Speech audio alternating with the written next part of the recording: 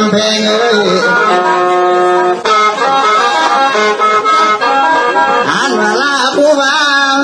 น้ำกลางหน่อยจึงอยู่หลายเพศเป็นเอดังเอ้ย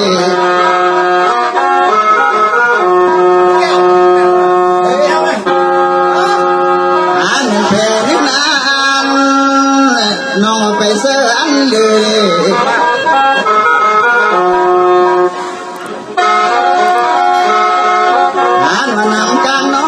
ปัดว่า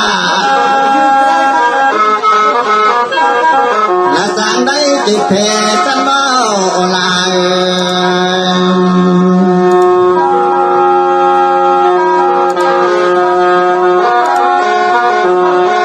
หัวน้ออะไร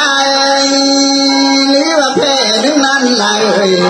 เอาที่สร้างเอานำที่ไปเสริมของนางบ่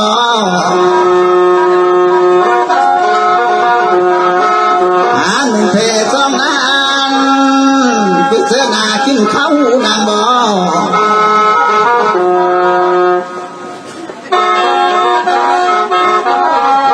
เดี๋ยวว่าเพซ้ำนั้นนางเอ้ย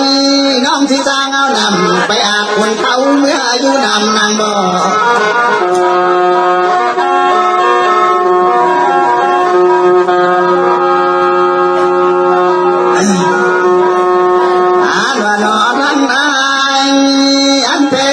นั่นเด้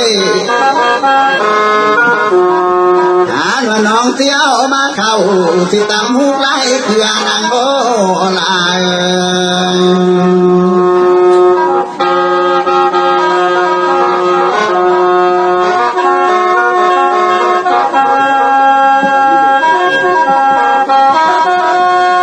หัวน้ออะไรน้องพยานใจไม่ไร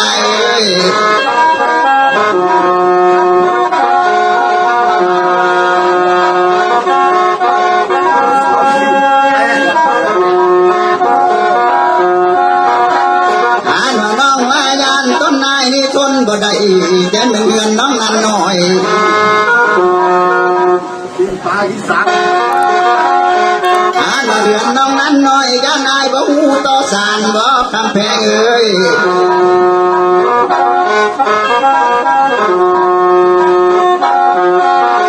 การว่าต้นใจ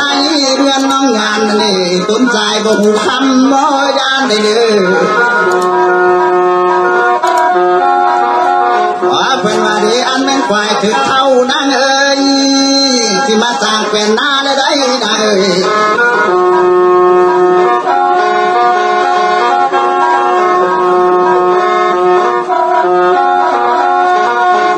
อันต้นใจนี่ได้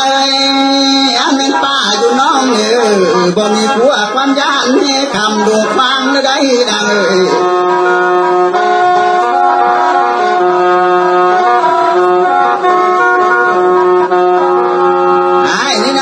ประสงค์ของอายยักเนื้อนำจางไว้และพอได้วุ่นเงินตำนานได้ลาย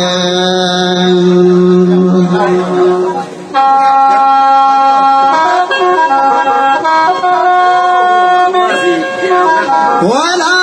ลายน้องปัญญายานมาเหือนนาง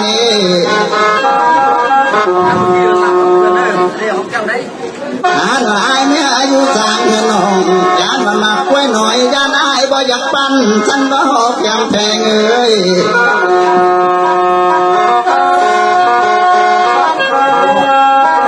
อ่านว่าน้องพันลาวเงินน้ำสันไล่คนบ่ทั่วบ่หอกยำแพงบ่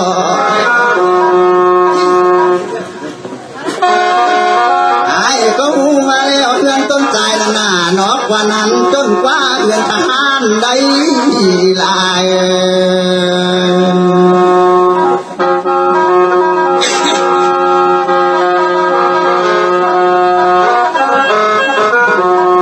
หัวน้ออะไรเสียได้เด้อเอ้ย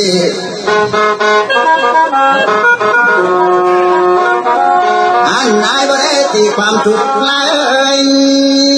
จะกินแกงป้าป้าไปได้ต้นใจนี้บ่ได้แ ทิ้งปัญญาแล้วคือเขาโครงการหรือได้ได้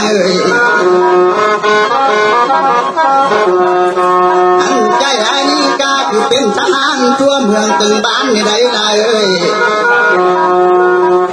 โดนใจลำบ่เป็นคนขี้การที่ไม่นาได้หลาย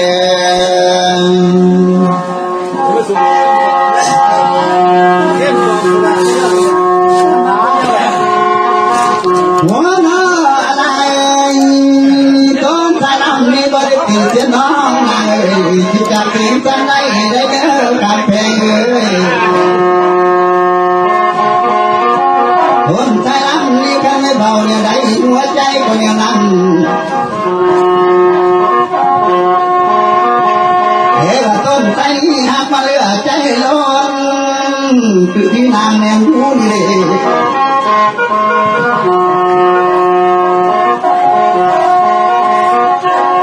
อันนี้แล้วอันนั้นคือน้องเอาภาพมันเท่าแก่เดียวไหนเท่ากับบุตรใต้ดินนางโอลาย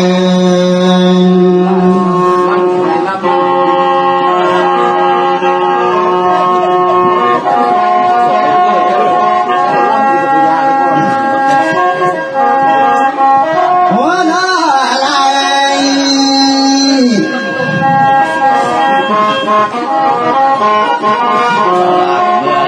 ถ้าไม่ได้เลยเกิดความน้องลาย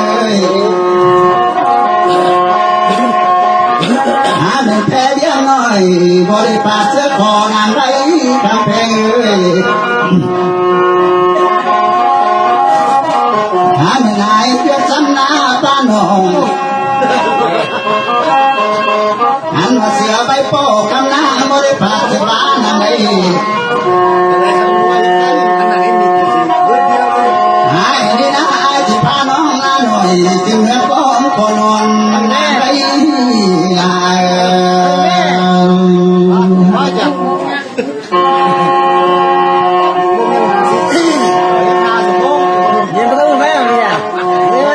หัวหน้าอะไรมาพบนี้นะ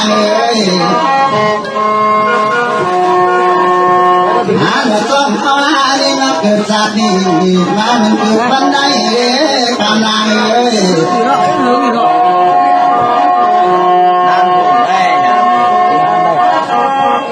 โดนใจลำนี่คือหัวใจที่บาดเดียวยานมาเกิดจากที่นี่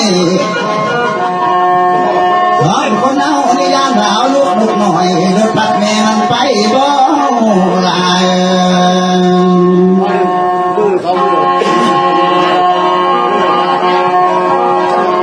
เดี๋ยวนี้น้องหากไม่เล่นทำทันนี่ปัดกันคนละกันไม่นานเลยหากมาเกิดสามีน้องผู้เกิดล้านหายมาเกิดพวกคล้องได้ลาย